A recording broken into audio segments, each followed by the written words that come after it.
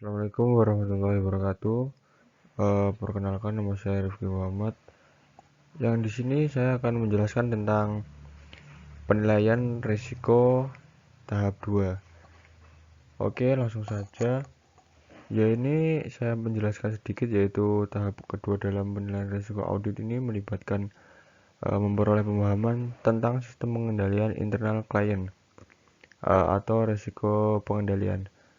Jadi auditor itu tertarik pada apakah klien mereka memiliki pengendalian yang dirancang untuk meminimalkan risiko salah saji material. Untuk info lebih lengkapnya, langsung saja kita bahas di slide-slide selanjutnya.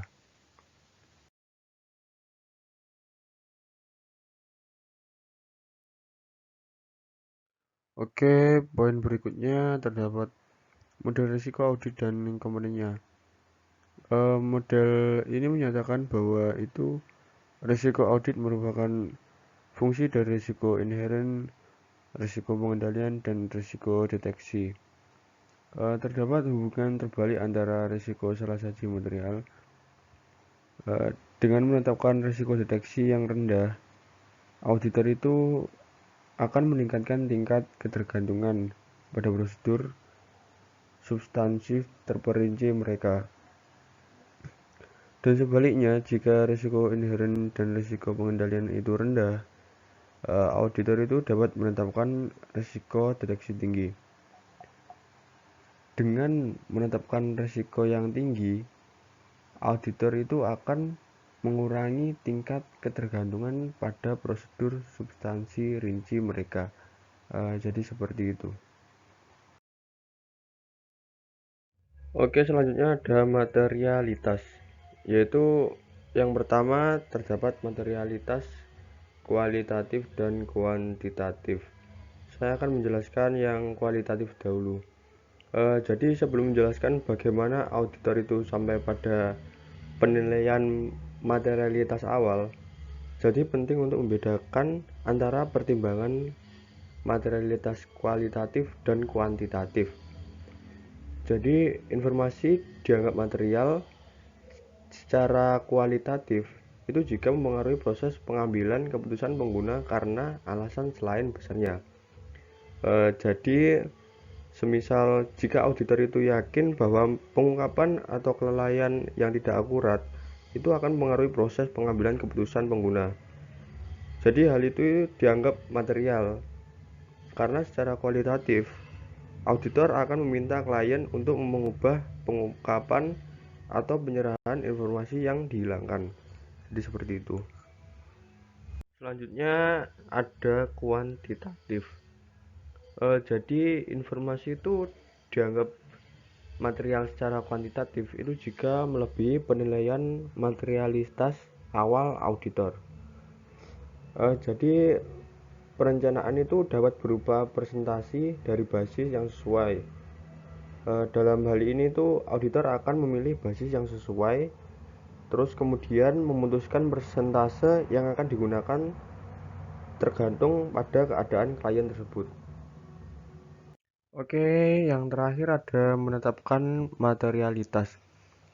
Jadi auditor akan memilih basis yang sesuai itu menggunakan pertimbangan profesional mereka. Misalnya jika klien terdaftar di bursa sekuritas, laba sebelum pajak kemungkinan besarnya menjadi penting karena ini dapat mendorong keputusan dividen dan laba atas investasi. Oleh karena itu, basis yang dipilihnya adalah laba sebelum pajak. Materialitas di sini itu barang antara 5 dan 10% dari laba sebelum pajak ada masalah pertimbangan profesional. Jadi semakin rendah materialitas itu semakin besar kemungkinan auditor akan menyimpulkan bahwa salah saji itu adalah material dan diperlukan pengujian lebih lanjut. Jadi seperti itu. Oke, poin selanjutnya ada strategi audit. Jadi strategi audit itu tergantung pada penilaian risiko bawaan dan pengendalian awal auditor. Saya akan menjelaskan poin-poin pentingnya saja tentang strategi dalam mengaudit. yaitu jika risiko salah saji material tinggi, strategi audit yang ditetapkan oleh auditor adalah tidak melakukan pengujian pengendalian. Dan untuk klien berisiko rendah, strategi audit akan mengurangi ketergantungan pada pengujian substansif rinci atas transaksi dan saldo akun. Untuk klien memiliki satu atau lebih pengendalian yang tepat di tempat, strategi auditnya itu adalah untuk menguji keefektifan pengendalian tersebut.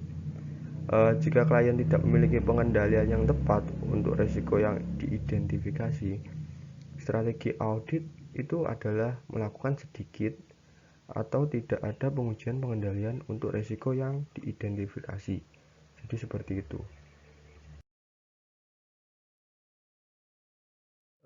Selanjutnya ada pendekatan klien untuk mengukur kinerja.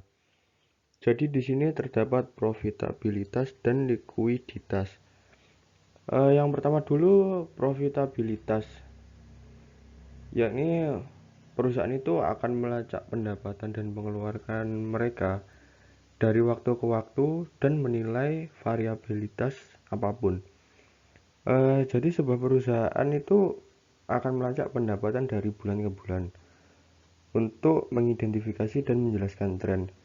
Kemudian perubahan dari satu tahun ke tahun berikutnya mungkin mencerminkan peningkatan biaya dan menjalankan bisnis untuk menyoroti bahwa mungkin sudah waktunya untuk mencari pemasok yang lebih murah.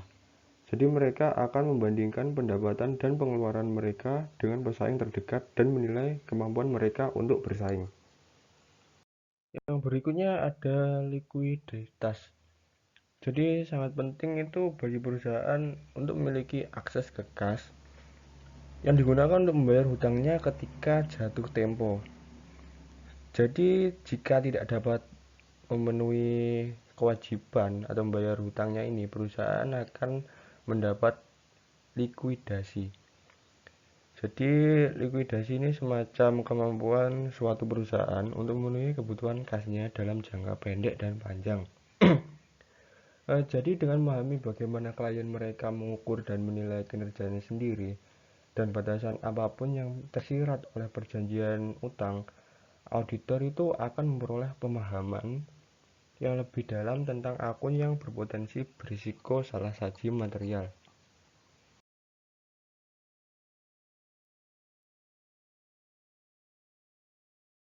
Oke, yang terakhir ada prosedur analitis. Jadi prosedur analitis ini sebagai evaluasi informasi keuangan dengan pelajari hubungan yang masuk akal antara data keuangan dan non-keuangan.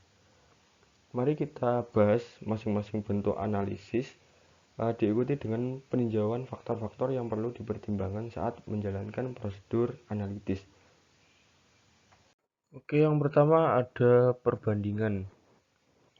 Jadi semisal saya akan mencontohkan semisalnya saja itu jika klien telah membuka gerai retail baru, penjualan diperkirakan akan meningkat sejak tahun lalu.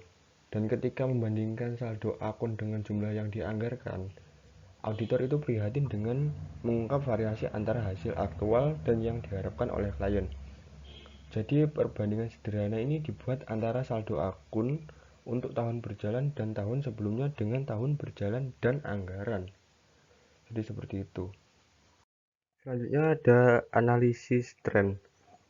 Jadi analisis ini dilakukan dengan pemilihan tahun dasar dan kemudian menyajikan kembali semua akun di tahun-tahun berikutnya sebagai persentase dari dasar tersebut.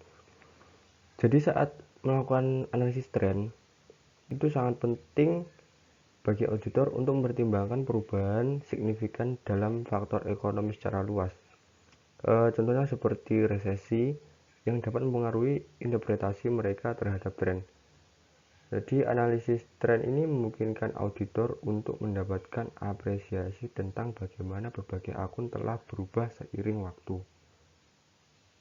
Oke, selanjutnya ada analisis ukuran umum. Jadi analisis ukuran umum ini melibatkan perbandingan saldo akun ke satu sistem baris. Artinya dengan menyiapkan akun ukuran umum selama beberapa tahun, auditor itu dapat melacak kontribusi relatif dari berbagai akun sepanjang tahun. Contohnya, jika biaya penjualan tumbuh dan kemudian berkurang sebagai proporsi penjualan, hal ini mungkin mencerminkan perubahan harga yang dibebankan oleh pemasok harga yang dibebankan kepada pelanggan atau jumlah barang yang ada. Oke, selanjutnya ada analisis rasio. Analisis rasio ini ada beberapa, yakni rasio profitabilitas, ada rasio likuiditas, ada rasio solvabilitas. Rasio profitabilitas ini mencerminkan kemampuan perusahaan untuk menghasilkan pendapatan dan pada akhirnya arus kas yang diperlukan untuk membayar hutang. Rasio profitabilitas ini umumnya mencakup margin laba kotor, margin laba, pengembalian aset, dan pengembalian ekuitas pemegang saham. Kemudian ada rasio likuiditas. Rasio likuiditas ini mencerminkan kemampuan perusahaan untuk memenuhi kewajibannya.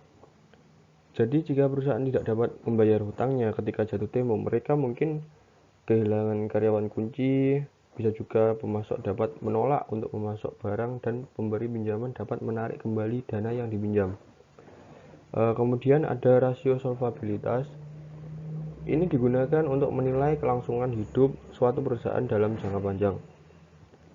Jadi rasio likuiditas cenderung mengambil pandangan jangka pendek dari suatu perusahaan, kalau rasio solvabilitas ini memiliki perspektif jangka panjang.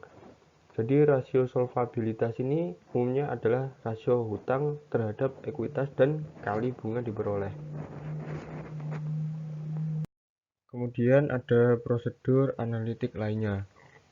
Jadi ini dilakukan untuk mencari transaksi yang tidak biasa, termasuk apa yang terjadi pada waktu ganjil untuk jumlah yang tidak biasa, atau dalam akun yang tidak biasa. Karena mereka dapat menggunakan untuk melakukan analisis laporan validasi, contohnya laporan kriteria yang dihasilkan. Contoh laporan validasi ini dapat digunakan untuk melaporkan validasi data klien.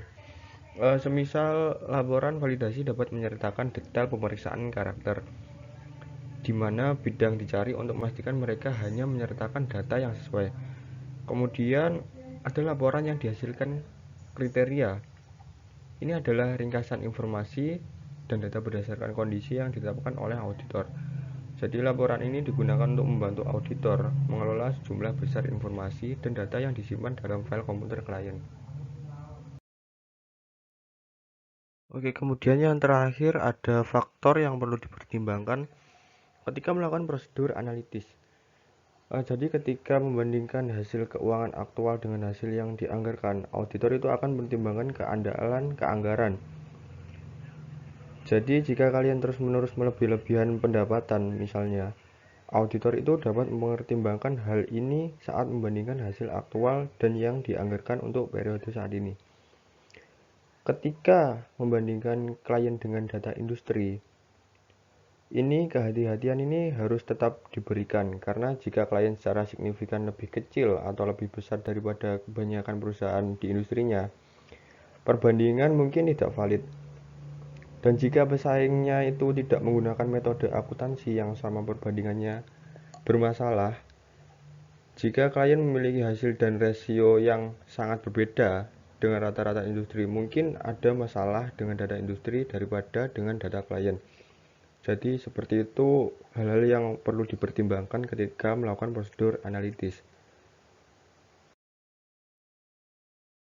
Oke, itu tadi penjelasan sedikit yang dapat saya sampaikan. Mungkin bila ada kata-kata yang kurang berkenan atau kata-kata yang kurang jelas, ini dikarenakan saya agak sakit gigi ya, tolong dimaafkan. Sekian dari saya. Wassalamualaikum warahmatullahi wabarakatuh.